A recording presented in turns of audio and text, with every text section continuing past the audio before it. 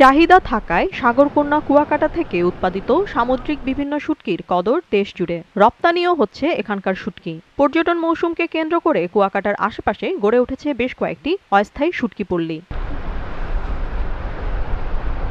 শীতের এ সময় শুটকি তৈরির উপযুক্ত হওয়ায় শ্রমিকদের ব্যস্ততাও বেড়েছে। ব্যাপক সম্ভাবনা থাকা সত্ত্বেও শুটকি পল্লীর নির্দিষ্ট স্থান না থাকা, হিমাগারের অভাব ও পুঁজি সংকট সহ নানা সমস্যায় জর্জরিত এখানকার ব্যবসায়ীরা। ট্রলার থেকে, সমুদ্রের ট্রলার থেকে আমরা মাছটা কাঁচা কিনে আনি, তারপর আমরা এই জায়গা থেকে শুকোই আমরা ঢাকা চিটাগাং এইসব অঞ্চলে আমরা মনে হয় বিক্রি করি।